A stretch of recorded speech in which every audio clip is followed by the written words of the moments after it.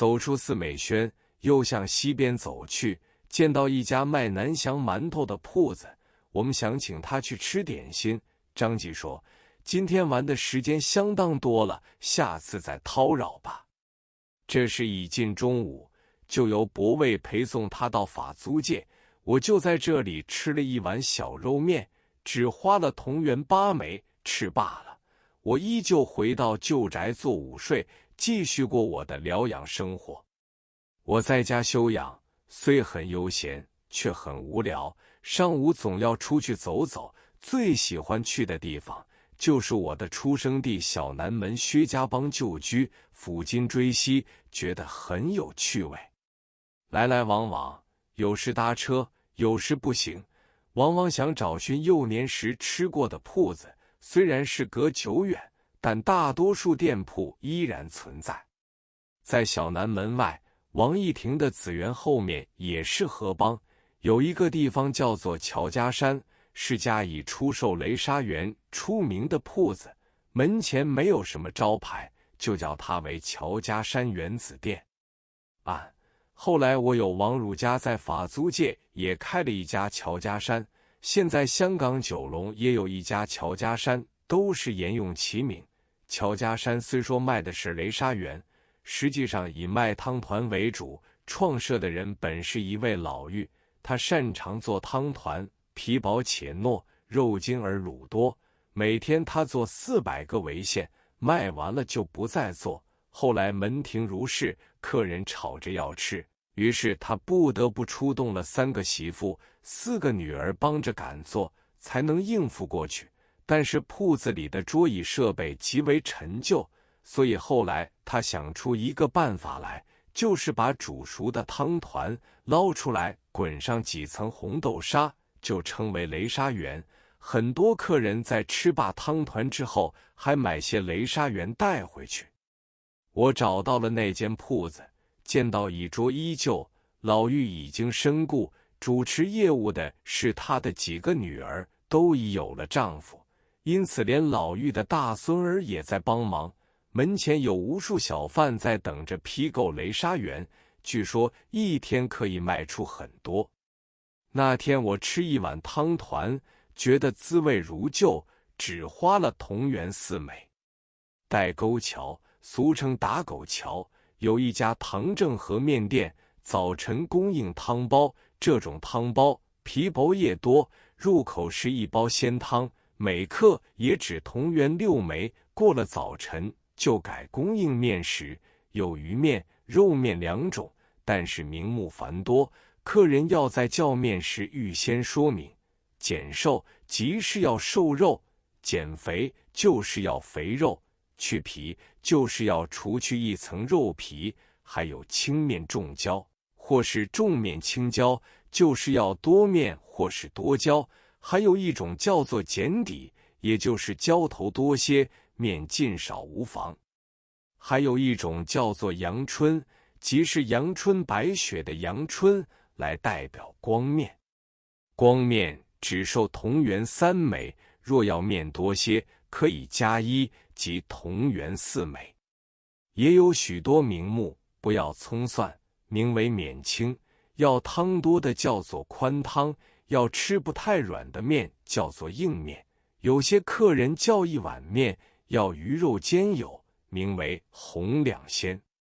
客人吩咐定当之后，跑堂就大声叫喊起来，有时一碗面要连续叫出6、7个名堂，如大肉面一碗来栽，要轻面重椒，去皮减瘦，宽汤、软面、免清等，一连串名堂叫起来很是动听，而所费不过同元12枚而已。这类面店在南市城乡内外何止20-30家之多。大型的糖果店全城不过4、5家，以大东门汤茂昌为最大，出售的糖果最普通的是粽子糖，糖是3角，形如粽子；乌龟糖，形如龟背。吉苏曼殊日记中屡次提到的摩尔登糖、牛皮糖、芝麻糖、米花糖等。还有一种寸金糖，长约1寸，它的命名是从1寸光阴1寸金的格言而来的。糖内是糖酥，外有芝麻，吃起来既甜且香。每包同源2枚，有10多条。咖啡糖只有外国货，在城乡之内是买不到的。南市的人简朴得很，奢侈高贵的饰品不多，只有一家张祥丰蜜饯糖果站，开在荷花池后。这家糖果站规模很大，专门出售蜜饯凉果，如蜜枣、糖金柑、糖橘饼、糖佛手等。他们最出名的一种食品是花生糖，但是这种糖每天要售出几百斤。上海人互相送礼或是旅行出外，多数会买张祥丰的花生糖馈赠亲友或自奉。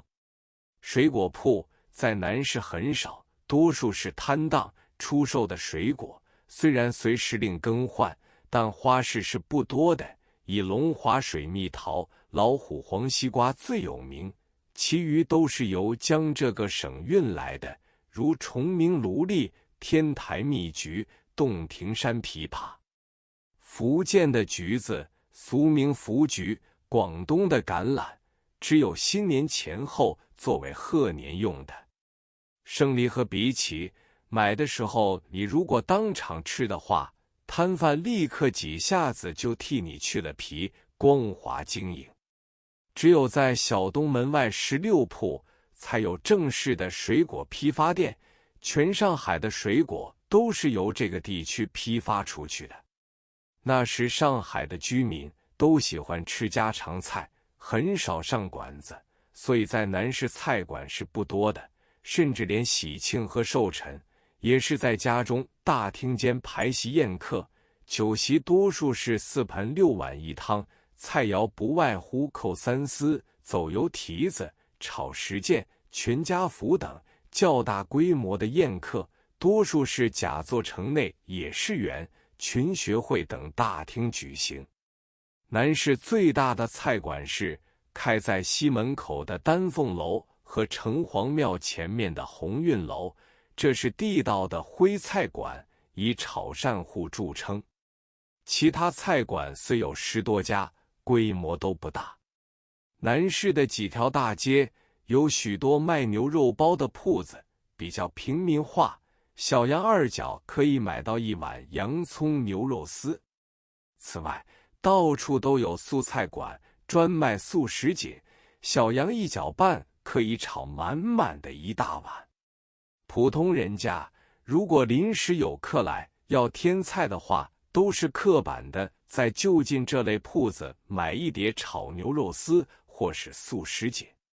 酒店南市很多，是专门供应热酒为主，门前都摆满了作为下酒的小菜，不外乎发芽豆，俗称独角蟹、咸水毛豆、盐锦豆、豆腐干、拌海蜇、拌乌笋等，随客取用，每碟不过同元2、3枚。在这类酒店中，约3、5知己小饮，要是由一个人会超的话，也不会超过大洋1元。如此看来，在那时住上海南市的人，生活是很简单而舒适的。